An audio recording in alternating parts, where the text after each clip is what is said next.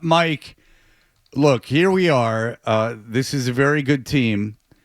They Denver are keeping pace, but Denver's schedule gets very difficult from what Indy's schedule gets very difficult. Mhm. Denver keeps again. Is there any advantage? I heard Felger and Maz talking about how teams with easy schedules win Super Bowls. Like it doesn't really matter.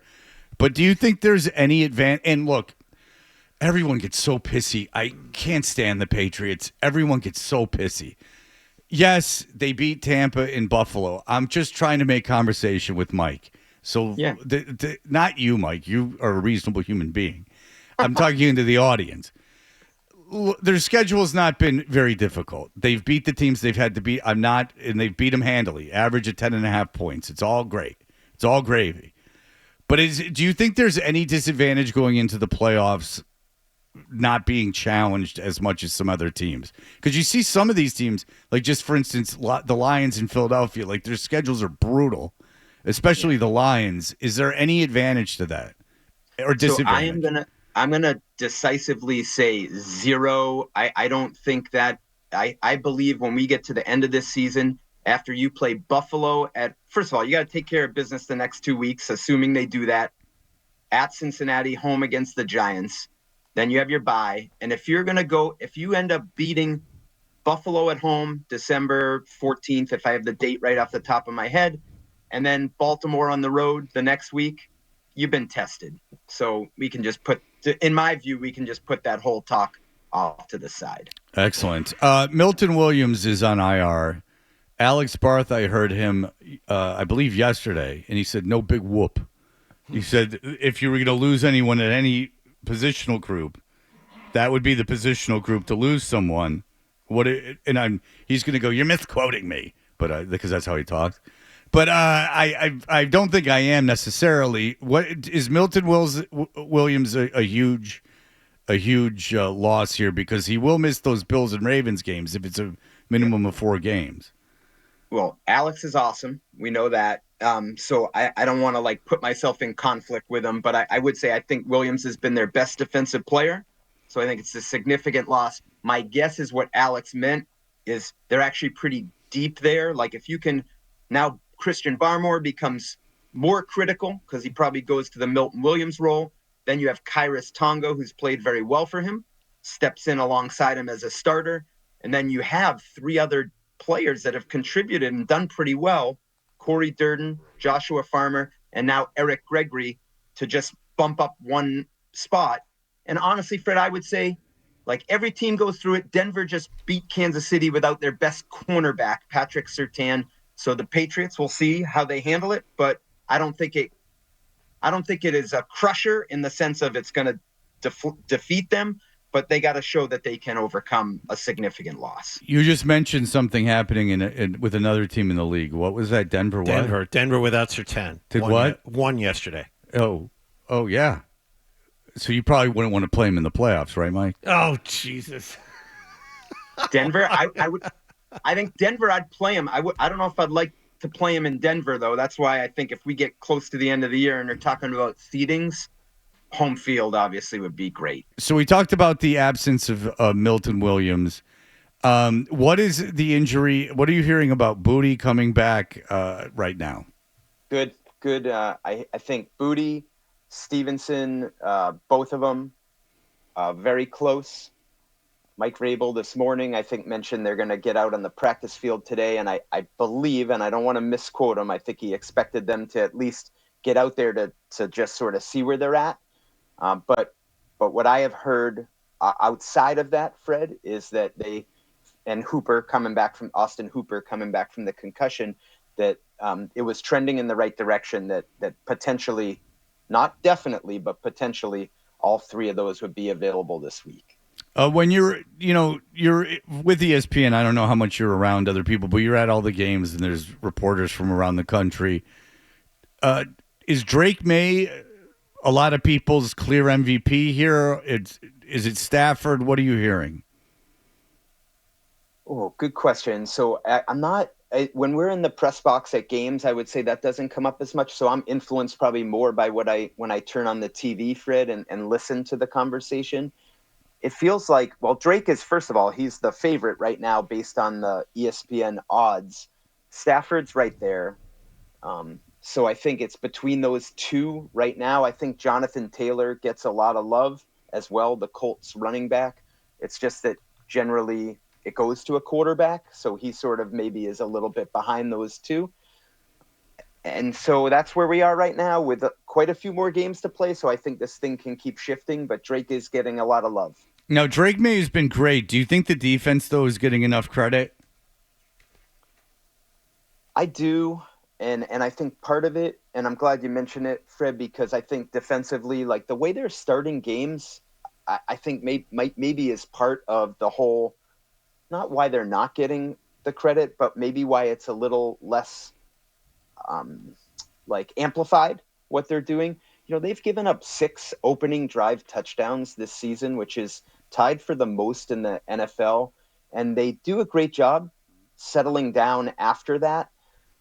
But that is one thing that I would put on the list. Like if we want to talk about areas that could potentially come back and get them and bite them in a playoff game, or where in a game where the margin for error is a little thinner, that's one area that I think is still on the list to look at. In this last game, well, I don't read too much into Thursday games. Blown, multiple edges sort of blown where the quarterback runs outside. And shaky coverage on third down on one play by Carlton Davis would be, if you're asking like, why, what happened this last game? Those were a couple that stood out. No, I wasn't asking at all what happened last game because, no, I wasn't asking that at all. But As a matter of fact, I was just saying this defense is so No, I know what happened. Justin Fields played quarterback against them. That's what happened, if you must know. But I'm just talking about they're so good against the run. Can you kind of what are you seeing about their ability to stop the run so well and that just no one's been able to break through? So I think before the last 2 games, Fred, I would be right there with you. Like no one can run on them. I actually feel like they started to spring a few leaks in the Tampa game.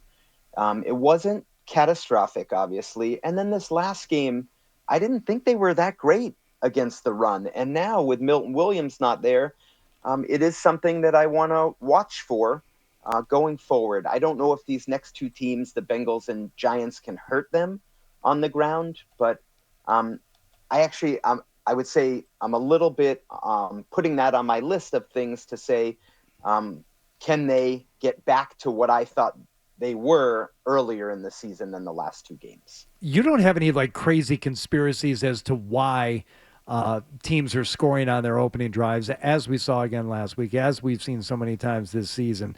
I mean, the craziest and the one that you automatically dismiss is that they're, somehow allowing teams to march down the field to get a really good look at their offense so that they can better plan for the rest of the game. But is there something like dynamically different about the way they're approaching things defensively on these opening drives that would help explain it? So I think there's a couple things, Hardy. This last game, I almost put that off to the side because I look at like those Thursday games. I actually didn't think they got off blocks as well as they usually do on the opening drive. And I'm like, to me, that might be, it's Thursday, those are tough turnarounds. But each game, if we went through each opening drive, I actually think it's a little something different. And it's like one play, a third down play. In one game, Marte Mapu, the linebacker, allows himself to get picked off on a play that if he doesn't, they make it and they're off the field. This last game, Carlton Davis, who I think is a pretty good corner. It's third down, maybe 3rd and 5, 3rd and 6. It's a simple in-cut, or not an in-cut, a simple slant. And his technique just wasn't where it needed to be. So I think I look at it like it's more just tightening up those details on some of those plays, and they get off the field and we're having a different conversation. Well, all right. I would like to think it's something that's easily fixable, and it's just – I feel like it's a matter of time before one of these opening drive scores from the opposing team is going to come back to bite you in the ass. You're not going to be able to find either the means to stop them after that, or if your offense stalls, that's what's going to be your undoing. Maybe, obviously not right away, but third quarter rolls around and you haven't been able to make up that deficit because you allowed a touchdown score on the team's first drive, then that's what's going to come back to bite you in the ass. Yeah, and I think they've done, like Mike Vrabel made the point this morning. They've given up a lot of opening drive touchdowns, and then they settle down. And then if we go back a couple games ago, I think they actually got off the field on their first drive, and maybe even their second drive, and then they sort of didn't play great the rest of the game. So Vrabel sort of like, if I had to pick one or the other, I'd rather give up a touchdown early and play well the rest of the way than do better on the opening drive and then maybe not play that well. So that's one thing. I think also they've only forced one turnover over the last 3 games. That's something they got to start turning the ball over more. And red zone offense, can they be a little better scoring touchdowns? Those would be my 3 areas if you're looking to nitpick, like where can they get better to keep this thing going in the right direction. All right. Well, I want to keep you on the line for just a second more, not through break, but just because I don't want you cheating and getting involved on this and getting an unfair heads up. Caller number 10 to the contest line, 617-931-0985 will score a pair of tickets in the 5th row to see the Trans-Siberian Orchestra, nice. the Ghosts of Christmas Eve, the best of TSO, and more. At the DCU Center on November 29th. Tickets are now available at Ticketmaster.com. So now that call is out there, you can't get the tickets in this way, Mike. You'll have to ask Rick for them. And that will require a long conversation. Good luck. Yeah. I know I don't want to run you into break. I just have to mention, I messed one thing up last week with John when we were talking about the end of the Tampa game with Travion Henderson, and I just wanted to clean it up really fast. I mentioned we were talking about did they manage it right with the timeouts that Tampa had left, and I talked to a couple game management people around the league, and they said if Travion went down inside the 10-yard line, that they probably could have run the clock down almost to 0. It wasn't like 100% clean, but what I messed up on is if Travion went down, Tampa would have had to take a timeout right there, and then they would have only had 1 timeout left at first down. So it wasn't like 100% clean, like the Patriots maybe would have had to, on 4th down, have Drake roll out and throw it into the stands and hope that you're 1, 2, 3 seconds there. But I just wanted to clean that up because I felt I wasn't on my game on that. Yeah, we were getting a ton of pushback on that. I'm glad that you cleared that up. Thank you, Mike. All right. You guys are the best. All right. Mike Reiss, you're the best. Thank you so much. Listen to him, read him, everything on ESPN. We appreciate it, sir. All right. Always great being with you. See you, Mike. Nice to talk to you as always. For all the latest from the Sports Hub, download the app at 985thesportshub.com.